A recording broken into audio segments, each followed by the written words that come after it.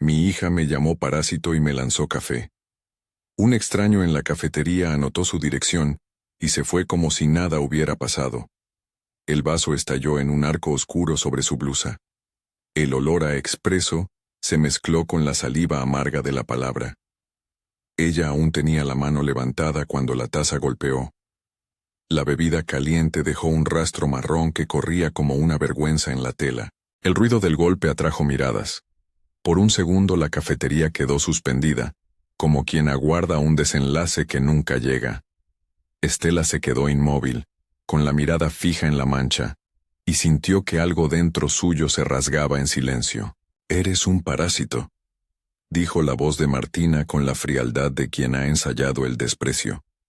No era la primera vez que las palabras de su hija llegaban así, pero aquella vez tenían la puntualidad de un disparo. El esposo, Gabriel, permaneció sentado junto a la mesa, con las manos enfundadas en la servilleta, como si fuera más fácil plegarse que intervenir. Nadie se levantó de inmediato. Algunos contuvieron la respiración. Otros, más directos, miraron hacia otro lado. El barista apagó la máquina de café como si apagar el sonido pudiera retroceder el gesto. Estela no gritó. No lo había hecho casi nunca. Lo que salió de su boca fue un hilo menor, casi inaudible. «Martina, por favor». La palabra quedó pequeña frente al bullicio y la humillación pública. Se limpió torpemente con la servilleta que le ofrecieron. La mancha no cedía. La gente empezaba a comentar en voz baja, a reacomodarse. Alguien dejó una moneda sobre la mesa de una caja de propinas. Una mujer se inclinó y le arrojó una mirada compasiva. Fue en ese momento que el hombre del rincón se acercó. Era un hombre mayor, de porte sencillo, con un abrigo que olía a limpio y a tabaco de pipa. No parecía haber notado el incidente cuando estalló. Simplemente se levantó con calma y sin alardes ofreció un pañuelo limpio que guardaba en la solapa. Sus manos estaban gastadas, pero firmes. Le tocó el hombro con una cortesía que no buscaba protagonismo. Le susurró una frase que a Estela le pareció una pregunta y una confesión. «¿Puedo hacer algo más por usted, señora?» Ella miró al hombre con la sensación de que aquel ofrecimiento era el primer reconocimiento de su dignidad en semanas. Él no preguntó por qué estaba esa marca de café en su blusa. No comenzó a interrogarla sobre su vida, ni a juzgarla. Anotó algo en una servilleta y la deslizó hacia ella antes de marcharse. Estela guardó la servilleta, la arrugó entre los dedos, y vio entre las líneas una dirección escrita con una caligrafía pulcra. No había número de teléfono, solo una dirección y una inicial que podía ser una firma. Pensó en arrojarla, en dejarla en la basura junto a la servilleta manchada, pero la tinta le pareció como una cuerda lanzada a alguien que flotaba. No la conocía, pero la palabra escrita parecía promesa. No sabía de qué tipo de ayuda se trataba ni por qué aquel extraño se había detenido. Lo único claro era que, por primera vez en mucho tiempo, alguien había visto su nombre y no lo había rotulado con el desprecio de la casa. Si alguna vez has vivido una humillación familiar, deja presente en los comentarios. Estela vivía en un piso pequeño de un edificio que olía a humedad y recuerdos. La cocina era estrecha, y el balcón daba a un patio donde las plantas no sobrevivían mucho tiempo. Su vida, hasta el episodio de la cafetería, había sido una serie de renuncias contadas en fragmentos. Noches de costura con la radio encendida, horas de espera en el taller donde doblaba camisetas por un salario que apenas rozaba el respeto, llamadas perdidas que no contestaba por miedo a nuevas reproches. Había aprendido a medir las palabras para no encender la furia de quien mandaba en la casa, a ahorrar la valentía para los hijos, a transformar la rabia en platos limpios y cigarros apagados en silencio. Martina, la hija que la llamó parásito, no había surgido así de la nada. Era la heredera de pequeñas decepciones y reproches heredados. Desde adolescente había tomado la soberbia como armadura. Reprochaba a su madre cada cosa que consideraba una deuda no saldada con la modernidad. Los móviles nuevos, las salidas, las redes sociales, el espacio que ocupaba alguien que, según ella, Ya no producía nada. Gabriel, por su parte, había ido apagando la propia ternura con la lógica de la utilidad. La familia y la casa, para él, funcionaban dentro de una economía de omisiones que justificaban la frialdad. En el pasado había habido días mejores. En una foto vieja tomada en una playa de cuando los jóvenes lo eran, Estela sonreía con una libertad que ya no se permitía. Antes de todo, había quien admiraba su habilidad para tejer con los dedos y convertir retazos en vestido. Su madre le repetía que la dignidad era una joya que no debía perderse, una metáfora que Estela guardó como podía guardar un anillo fino en una caja sin cierre, pero las palabras se puercaban cuando la necesidad exige sacrificios. Cosió uniformes, aprendió horarios imposibles, dejó de usar el abrigo que más le gustaba por una chaqueta práctica. Cada renuncia, al principio, fue un acto de amor. Con el tiempo, se convirtió en una factura que otros no dudaban en cobrar. La habitación tras la cafetería fue una sucesión de flashes. La cara de Martina inclinada como un cuchillo, la indiferencia de Gabriel, el murmullo de la gente que no sabía si mirar o soltar. Había algo más. La sensación de ser exhibida en un escaparate con una etiqueta pegada en la espalda. Estela recordaba los fines de semana en los que se sentaba en el sofá con una taza de té y leía la misma página una y otra vez, sin terminar. Recordaba también la vez en que Martina le dijo, con la voz de quien copia a un padre, «Si no cambias, nadie va a respetarte». Fue una sentencia que se convirtió en torniquete. ¿Qué clase de respeto exige ausencia o agresión? El precio de la dignidad se le había vuelto inasible. Aquella noche, después del incidente, Estela no regresó de inmediato a la casa donde vivían Martina y Gabriel. Caminó sin rumbo, dejando que la tinta del café se seque en su blusa hasta formar un mapa de vergüenza. Se sentó en un banco del parque, bajo un farol que parpadeaba, y sintió el peso de los años en los hombros. Pensó en su madre, en cómo llegó a criar sola, en cómo le había enseñado a llevar la frente alta aún cuando el alimento escaseaba. «No limpies tu alma con disculpas ajenas», solía decir aquella mujer con voz de cuero. Pero ahora la palabra parásito resonaba en su oído como un lapso que borraba cualquier defensa. ¿Cómo recomponer el tejido cuando la aguja se resbala? En casa, el silencio había tomado sus propias medidas. Martina había seguido a su madre hasta la puerta, arrojando no solo el café sino también una demostración de poder ante los demás. El gesto fue pequeño, y al mismo tiempo, monumental. Había testigos, el barista que no quiso opinar, una pareja que fingió no ver, el hombre que había anotado su dirección, y que, como las cosas providenciales, parecía moverse fuera de tiempo. Estela pensó en su servilleta, en la tinta que demarcaba un punto de inflexión. Se preguntó si debía devolver el gesto de humildad con sospecha o con gratitud. Los días siguientes se convirtieron en un compás lento. Estela volvió al trabajo donde plegaba prensas en la madrugada, a la plaza donde vendía bollos en los fines de semana para juntar un ingreso extra. La mancha en su blusa fue un recordatorio. La gente la miraba distinto, algunos con lástima, otros con curiosidad. Ella intentaba cubrir la herida con un suéter, pero la memoria no se ocultaba tan fácilmente. Pasó una semana antes de que la servilleta volviera a su pensamiento con insistencia. ¿Por qué ese hombre había anotado su dirección? ¿Qué clase de ayuda ofrecía alguien que no dejó teléfono? ¿Se habría equivocado? ¿Era un gesto puro? ¿O había una intención escondida detrás del buen porte y la caligrafía limpia? En uno de sus paseos por el pasillo del mercado, doña Rosa, que vivía en la planta baja, la reconoció por la forma de caminar. Rosa era de esas vecinas que llevan años amasando panes para los demás y que conocen la historia de cada azulejo del edificio. La miró con ojos que tenían el don de leer hilos sueltos. «Te vi en la cafetería, Estela», dijo mientras apoyaba su mano en la bolsa de compras.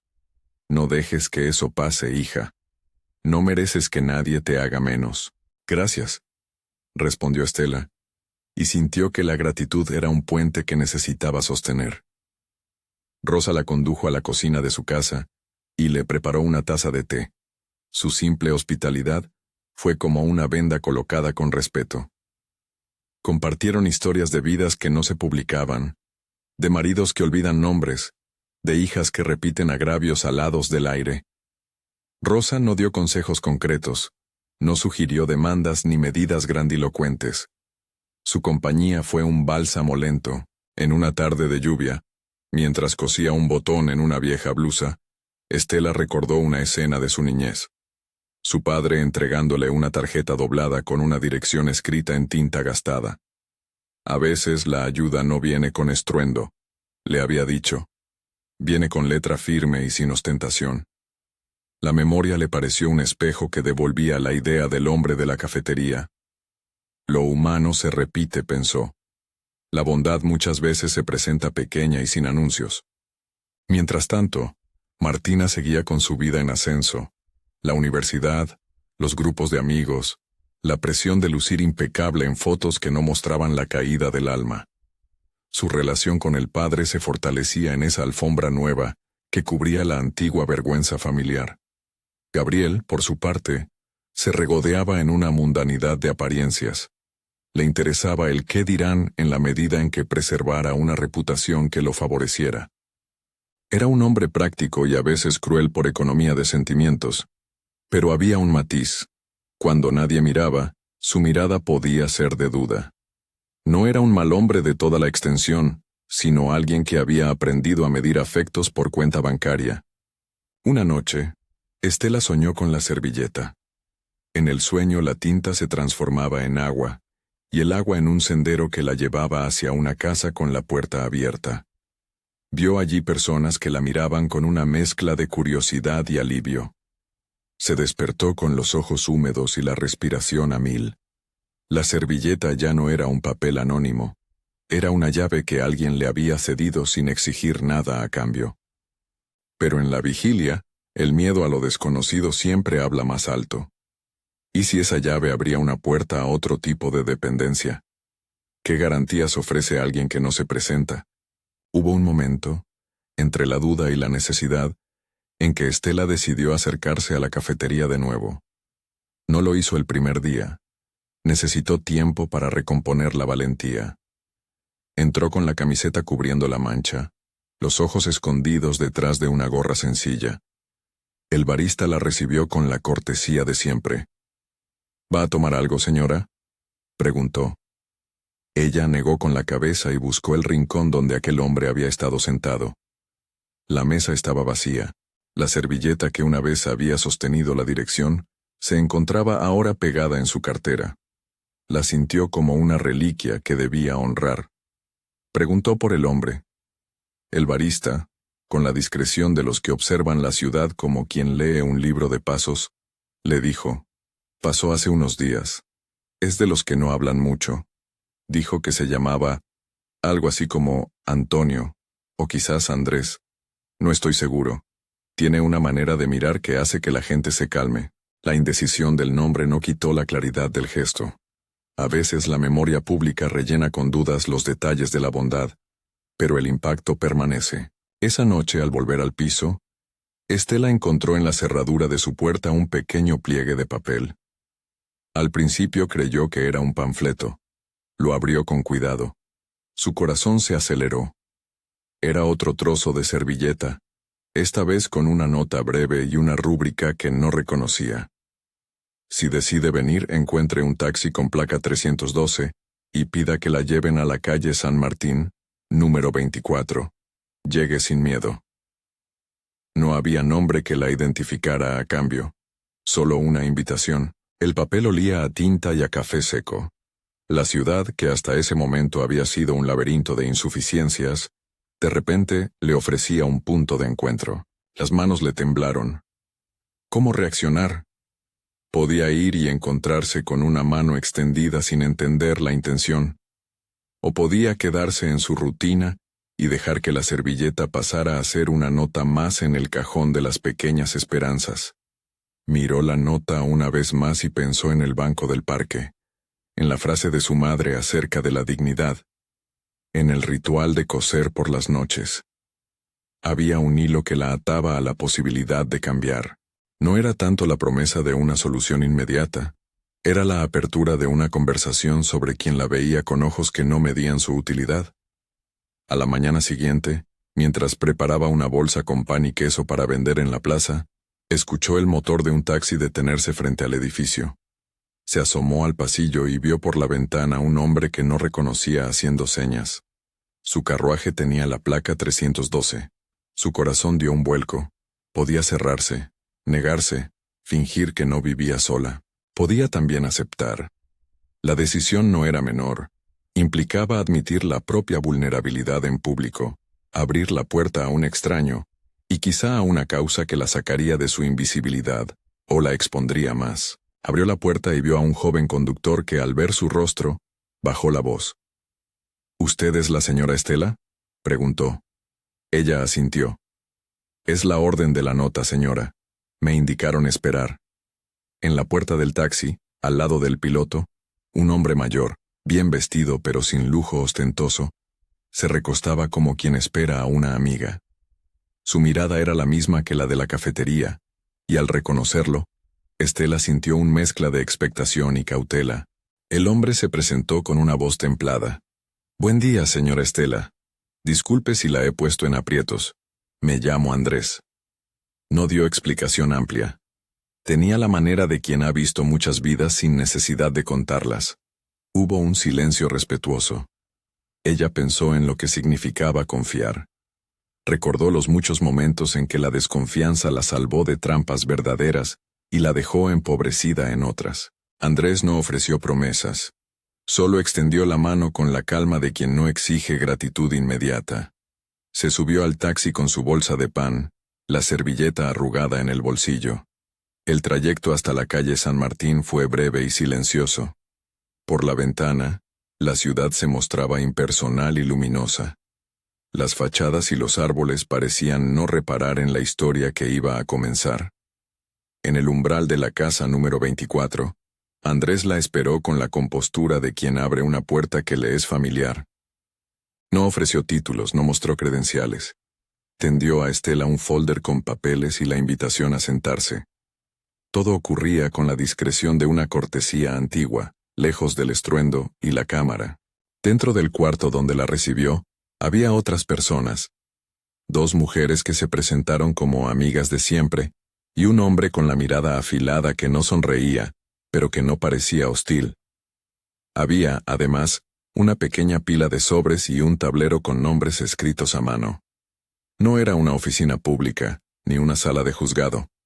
Parecía más bien un lugar donde la ciudad guardaba sus favores silenciosos. Andrés habló poco.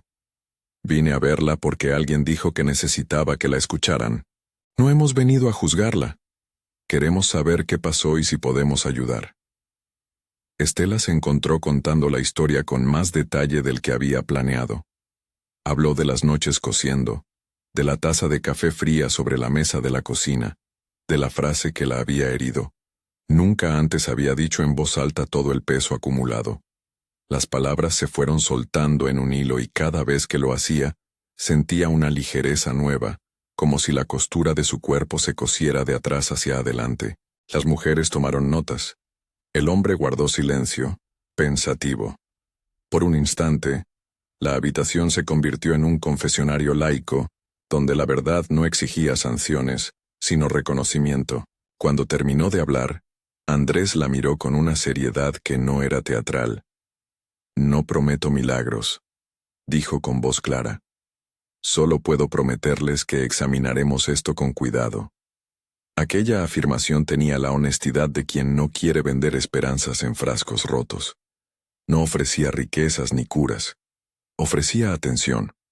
Para Estela, en ese momento, la atención fue más valiosa que muchos consuelos mal dados. Había una promesa de que su relato no sería devorado por el silencio familiar ni por la indiferencia de Gabriel. Aún así, la incertidumbre no desapareció. ¿Qué motivo tendría alguien para tomar partido?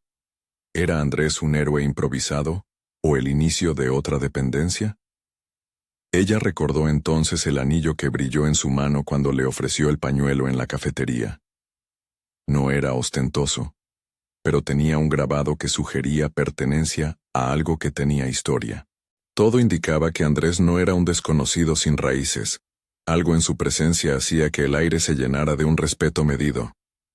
Pero la cuestión de fondo persistía. ¿Hasta qué punto debía aceptar la intervención de alguien que no conocía?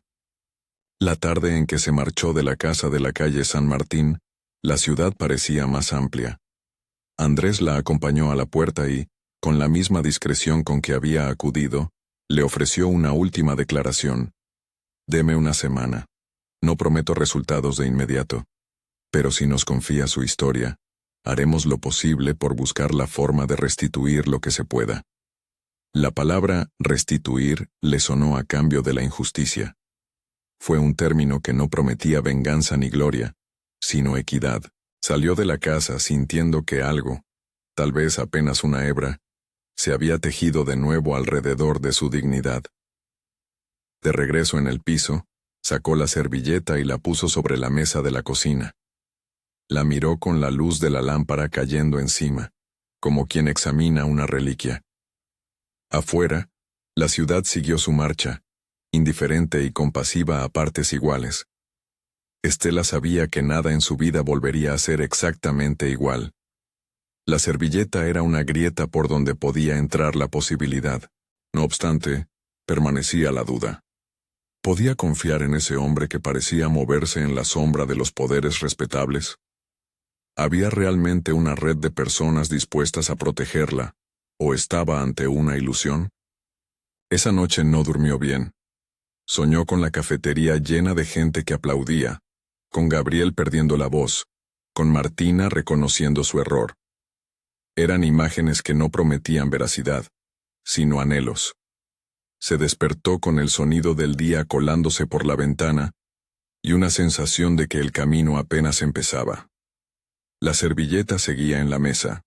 La dirección, legible, parecía desafiarla a dar el próximo paso. Cuando abrió el buzón a la mañana siguiente, encontró un sobre sencillo con su nombre. No llevaba remitente. Dentro, una tarjeta con una sola frase. No camine sola esta vez. Venga con alguien de confianza. Firmaba con las iniciales que había visto en la servilleta. A.R. Fue un recordatorio, no una solución. Había manos anónimas, ofrecimientos discretos, y la lenta necesidad de reconstruir una vida golpeada por palabras y gestos. Estela salió a la calle cargando la bolsa de pan, y la incertidumbre como dos objetos que debía sostener sin que se le cayeran. Caminó hacia el mercado, y en cada paso la ciudad le devolvió rostros anónimos, que le confirmaban la soledad, y al mismo tiempo, la posibilidad. Había mucho por deshacer.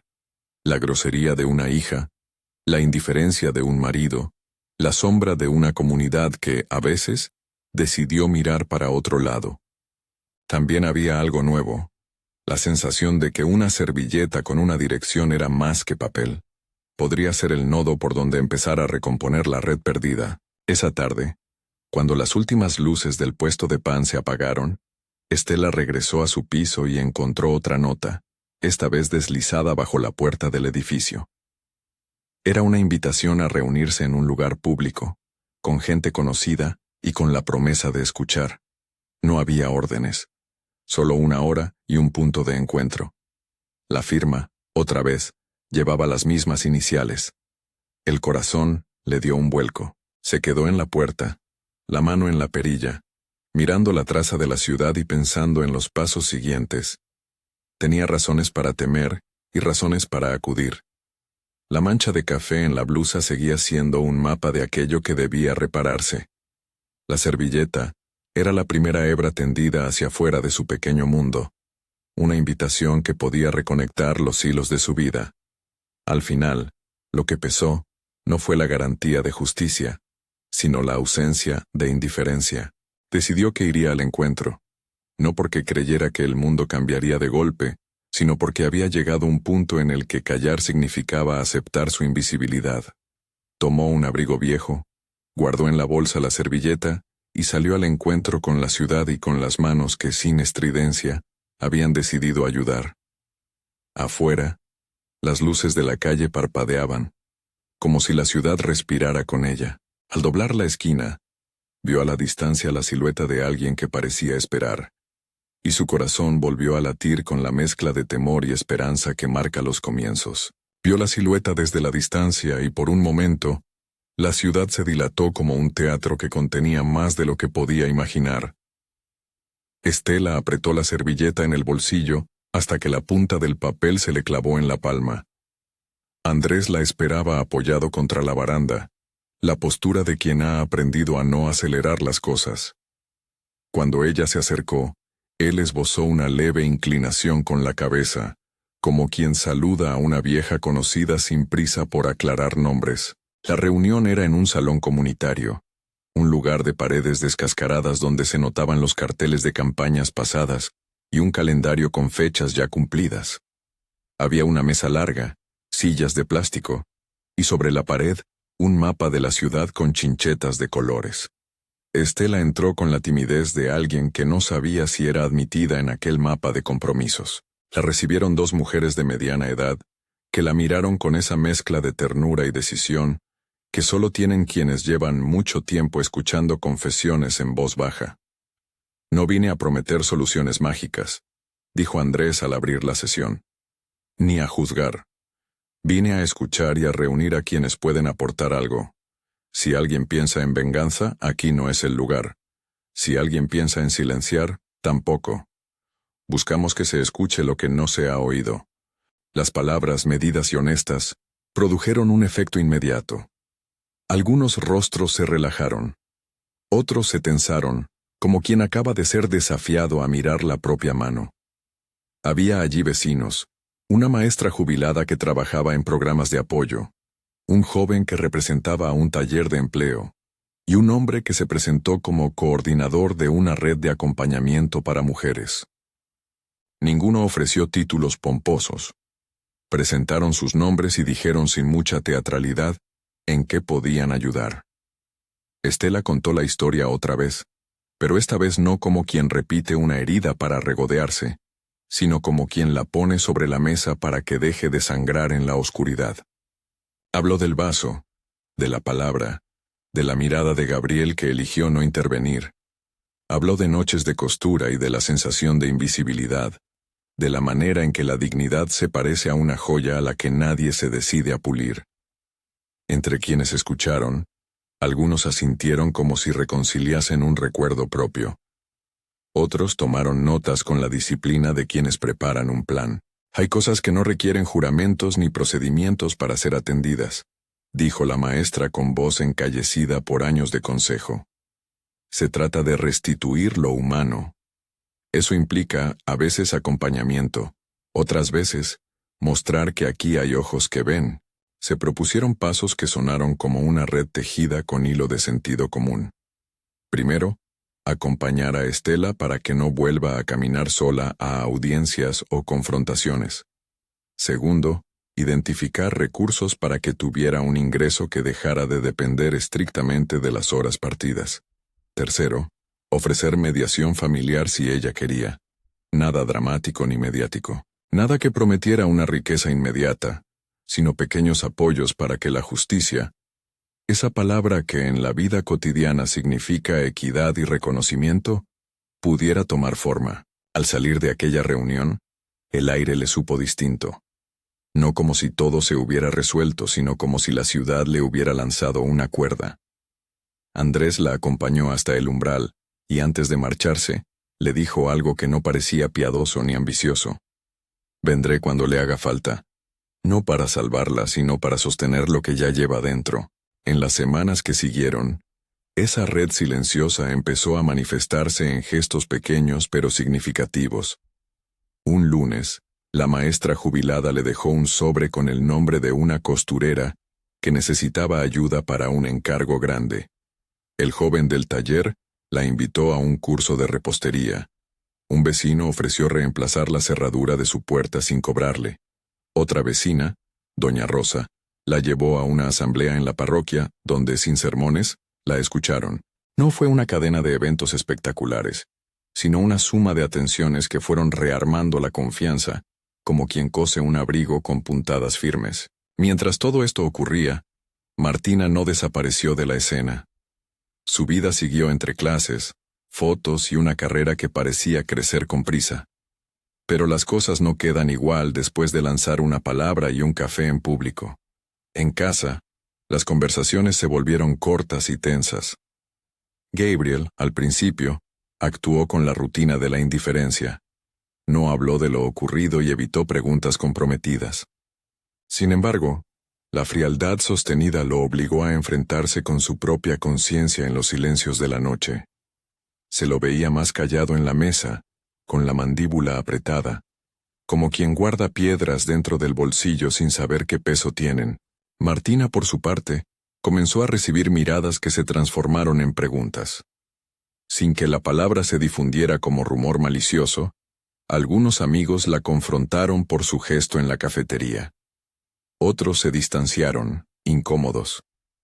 No tardó en surgir en las redes un hilo de conversación sobre respeto y familia, al que tanto ella como su círculo social no estaban acostumbrados. Al verse cuestionada en espacios que no controlaba, Martina tuvo su propia noche de inquietud.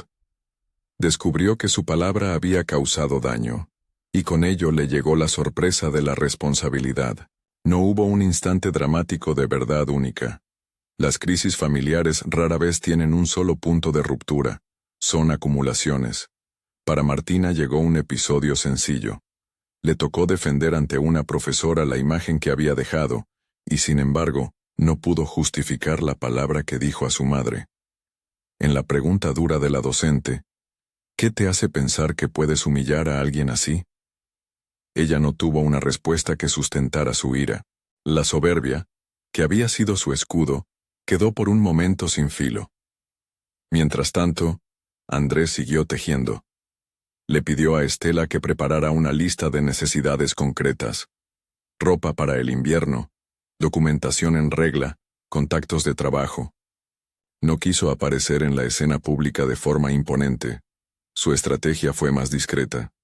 Hablar con quienes podían abrir puertas, llamar a personas para que acudieran como testigos de la dignidad de Estela, organizar encuentros donde su voz fuera escuchada sin espectáculo. Había en su gesto la larga paciencia de quien sabe que la restitución llega cuando el tejido social decide sostener a quien ha sido arrancado de su lugar. Se montó una reunión formal en la junta vecinal para abordar el clima de violencia verbal y doméstica que venía gestándose en algunos hogares del barrio. No era una audiencia judicial, sino un foro comunitario. Se invitó a vecinos, líderes de organizaciones locales y de manera discreta a los propios protagonistas. Andrés organizó los turnos de palabra y veló para que la conversación no degenerara en ataque personal.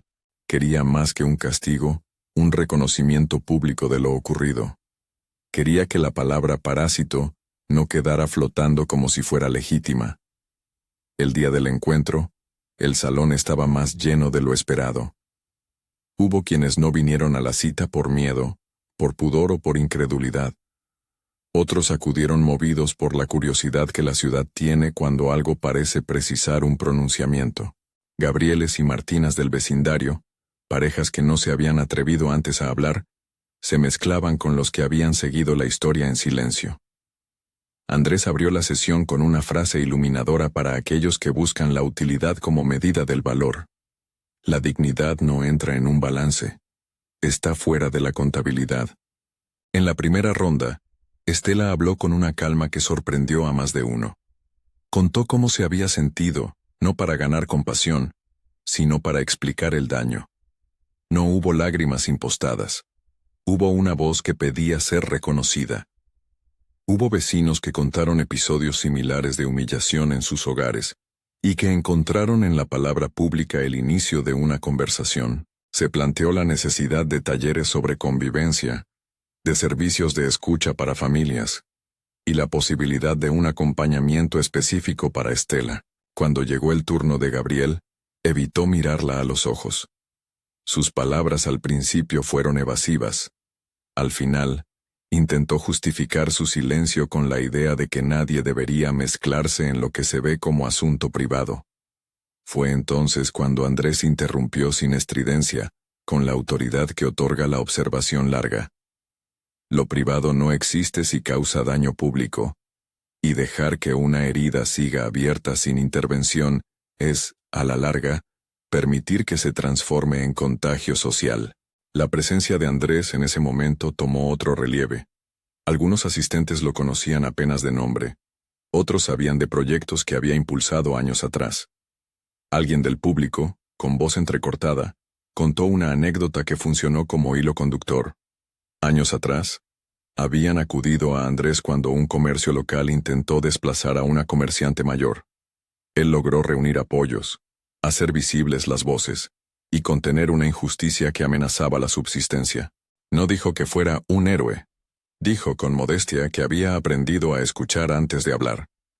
La revelación, si así puede llamarse, no fue teatral. Andrés no sacó credenciales.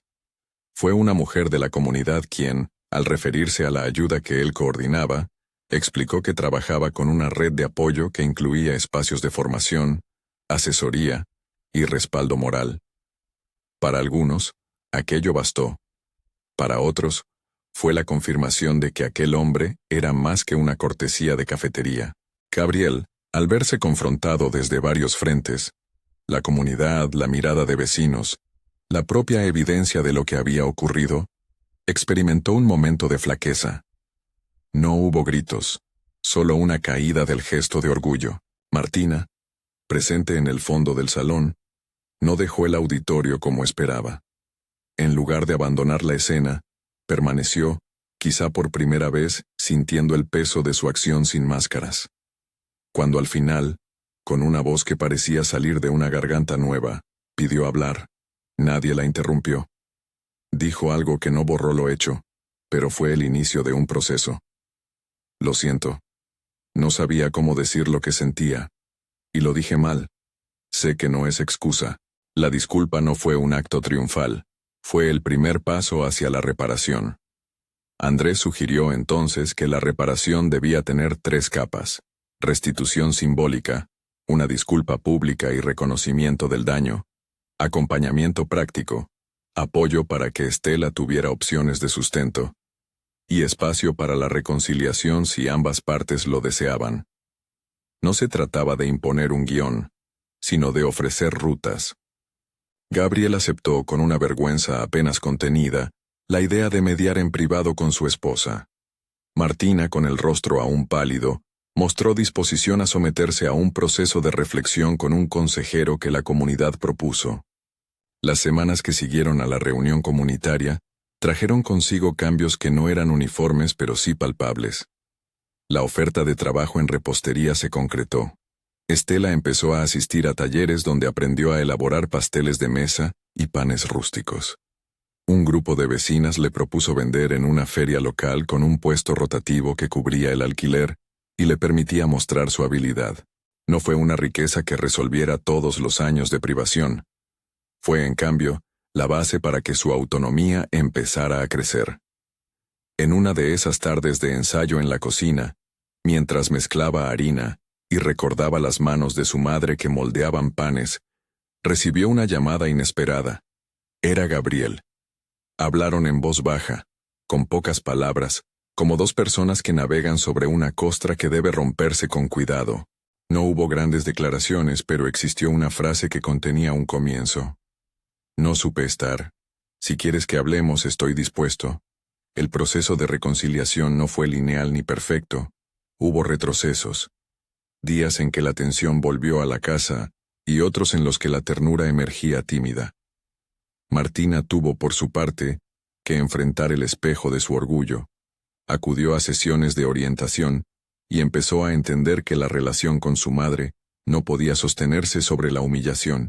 Se cruzaron momentos de fragilidad. Una llamada a la madrugada cuando la culpa la hizo llorar en el baño. Un envío anónimo en redes que la dejó sin palabras. Pero la dirección de sus pasos fue diferente. Buscar ayuda en lugar de reafirmar la agresión. La figura de Andrés siguió siendo discreta. No buscó protagonismo cuando Estela inauguró su primer puesto en la feria. Estuvo presente en la distancia, como quien acompaña sin invadir. En una ocasión, la mujer que le compró el primer pan dijo en voz alta: «Esto se siente a trabajo de toda la vida».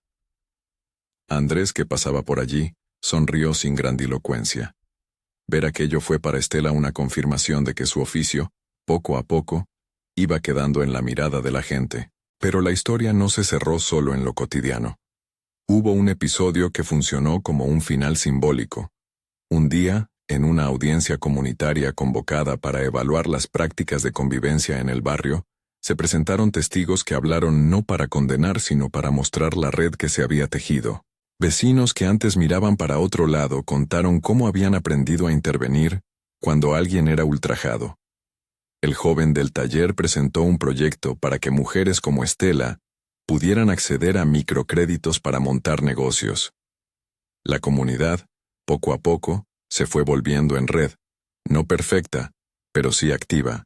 En esa audiencia pública, con la sala atestada de gente, hubo un momento en que la palabra restitución se volvió material. Andrés subió al estrado y, sin ostentación, explicó que la restitución no era un cheque ni una medida punitiva, sino un gesto de equidad. Ayudar a quien había perdido el lugar en la mesa a volver a sentarse. Propuso que se destinara un fondo comunitario para formación de mujeres, que se abrieran espacios de diálogo intergeneracional para prevenir situaciones como la vivida por Estela, y que se promoviera un programa de acompañamiento legal cuando fuera necesario. La propuesta no resolvía de inmediato todas las heridas, pero sí puso en cancha una posibilidad concreta: que la comunidad actuara como institución de apoyo. Fue en esa misma jornada cuando, con una sencillez que conmovió, Martina se acercó a su madre y le dejó un sobre en la mesa. No dijo nada. Miró el borde de la servilleta arrugada que Estela aún guardaba, y por primera vez posó la mano sobre la de ella, con un gesto que era mezcla de culpa y de deseo de reparar. La escena no fue perfecta. No hubo palabras grandilocuentes. Hubo un contacto que pesaba más que cualquier promesa. El reconocimiento de la herida y el primer paso para no repetirla. El proceso judicial o formal que algunos esperaban nunca fue el motor de la resolución. Lo que movió la rueda fue la acción colectiva, el cuidado comunitario y el trabajo sostenido. Andrés, que había podido usar ciertos contactos para poner el tema en la agenda local, no hizo de ello un asunto de gloria personal. En conversaciones privadas con Estela le dijo, una tarde en que fueron a tomar un té, que la ciudad cambia cuando sus habitantes deciden sostener a quien sufre. No atribuyó el cambio a una mano divina espectacular. Habló de la providencia como un entramado de personas dispuestas a actuar sin buscar recompensa. Con el tiempo, lo que parecía una mancha en la blusa se transformó en un símbolo. La servilleta quedó enmarcada en la pared de la pequeña cocina de Estela, no como trofeo, sino como recordatorio de que la vida puede dar giros improbables cuando la dignidad es reconocida. Los panes que ella horneaba empezaron a llevar un nombre que los vecinos recordaban sin dificultad: los panes de Estela. El puesto en la feria se volvió un punto de reunión para quienes querían hablar, reparar, o simplemente comprar un pan caliente y llevarse algo de la calma que esa mujer sabía imprimir en el gesto. No todo fue luz.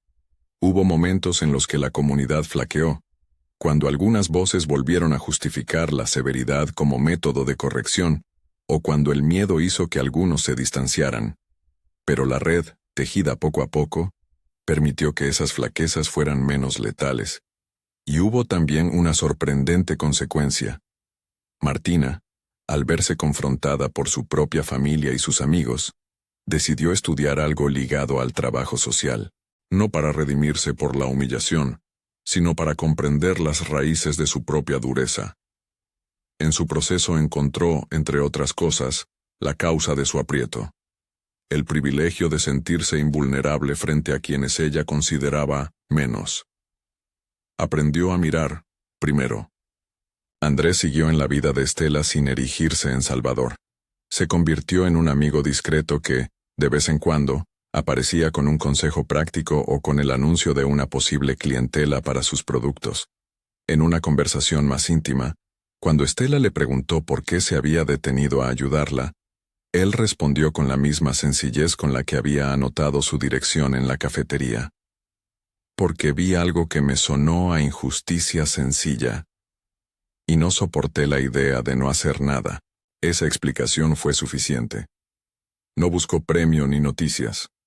Su satisfacción parecía surgir del sencillo acto de ver que alguien recuperaba su lugar.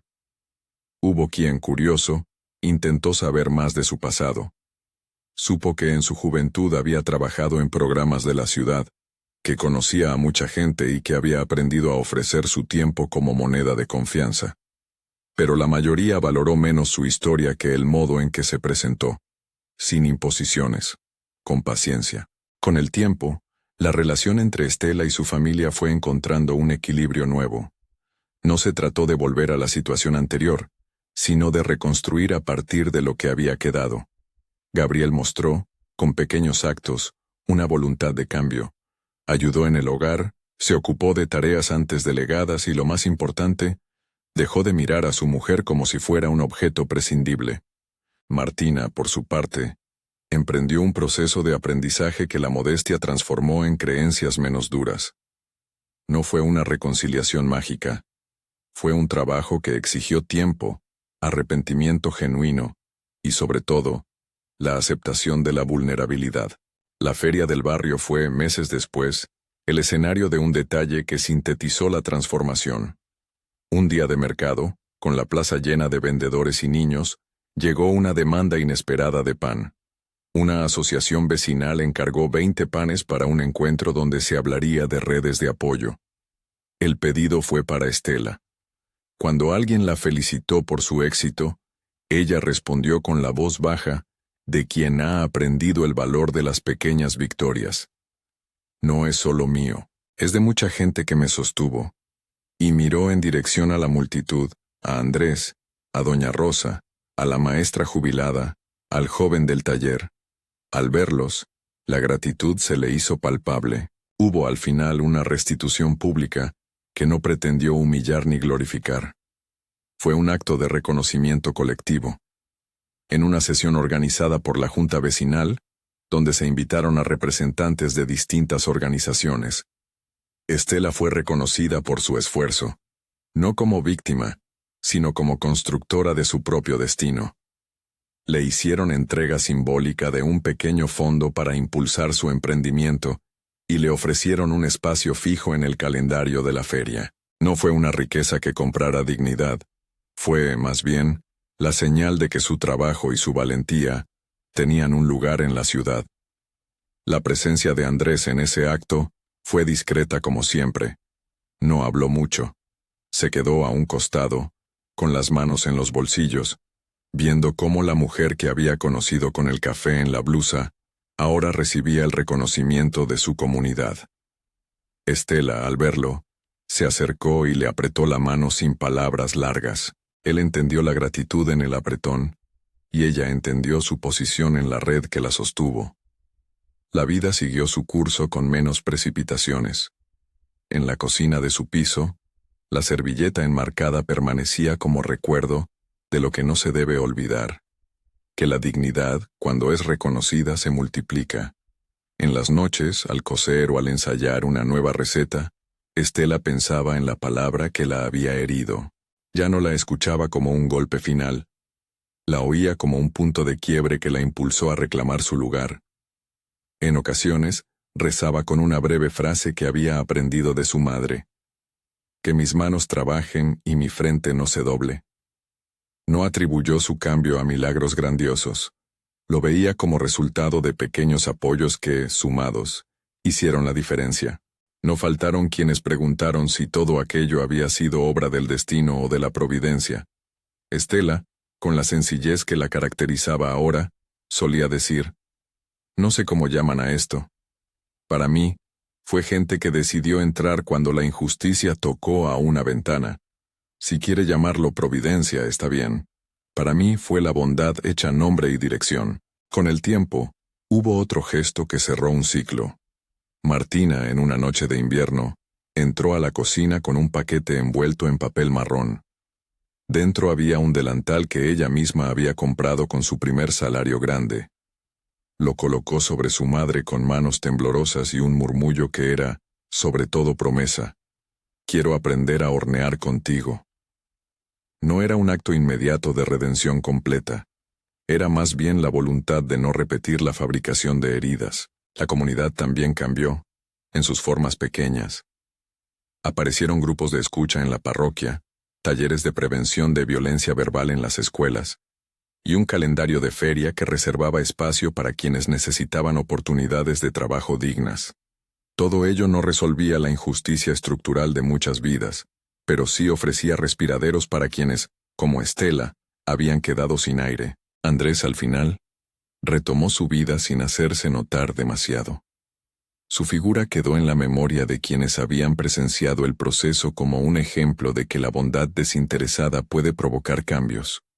A veces pasaba por el puesto de pan y se llevaba 2 bollos, sin pagar de más, solo como gesto de acompañamiento.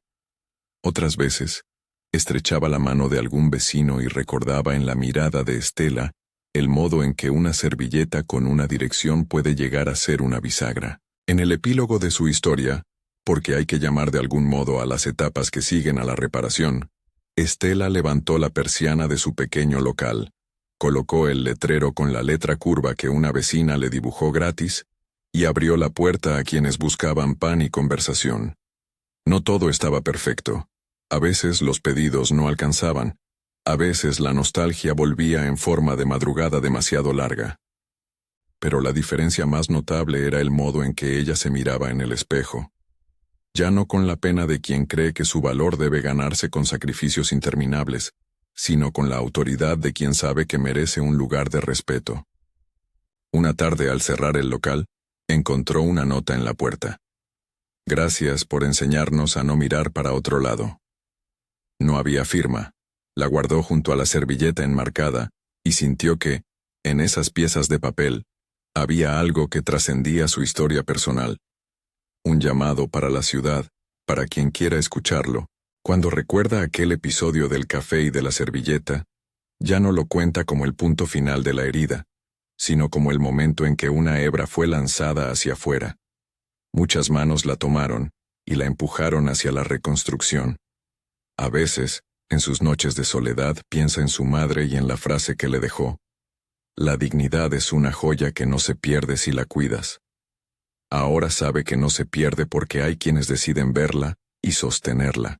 Si te conmovió esta historia, compártela con alguien que necesite escuchar que la dignidad puede ser restituida, y suscríbete para más relatos que recuerden que la bondad, aunque pequeña, tiene poder transformador. Y si alguna vez te han llamado parásito, o has sentido que te han arrojado algo que humilla, deja en los comentarios la palabra presente y cuenta brevemente cómo te recuperaste o cómo te gustaría ser sostenido. La ciudad, cuando decide mirar, cambia.